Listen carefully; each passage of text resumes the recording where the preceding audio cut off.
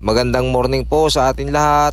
Ngayong araw naman po ay magluluto tayo din ng manok. Pero atin titimplahan muna. Ang gagawin natin panimpla ay aray, tanglad. At saka nagayat din ako diyan ng kalahating sibuyas na puti. Iyan ang ating ilalama sa manok mamaya.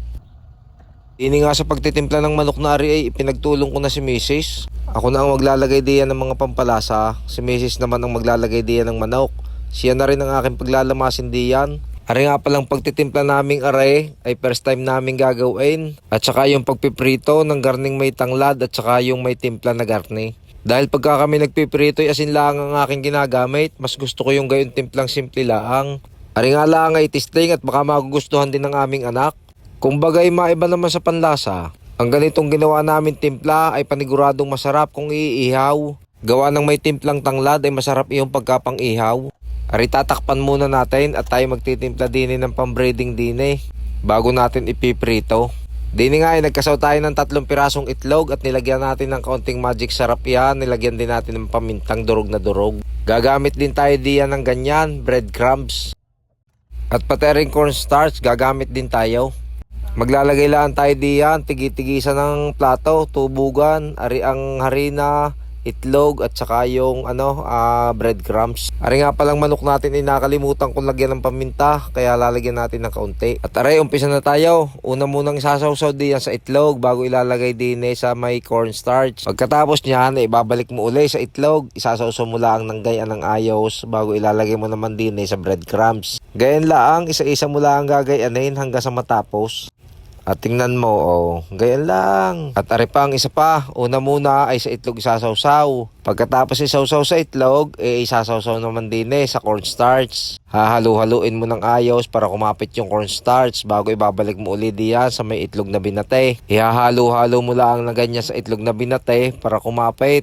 At pagkatapos niyan ay ilalagay mo na diyan sa breadcrumbs, gayon lang. Yung ihahalo-halo diyan sa breadcrumbs para kumapit ng ayos ang breadcrumbs. At aray, nakaisa na ulit tayo. At iyan, tapos na natin gawin.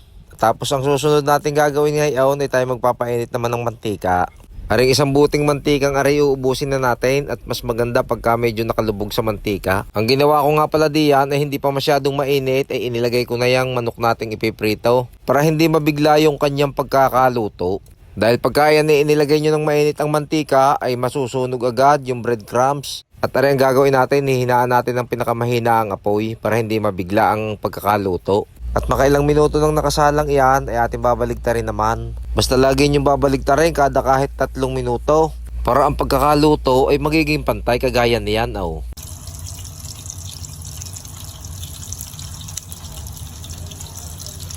At habang nakasalang nga ang ating ipiniprito ay ako'y magtitimpla din ng sausawan. At aray ang ating titimplahing sausawan, pangmasa.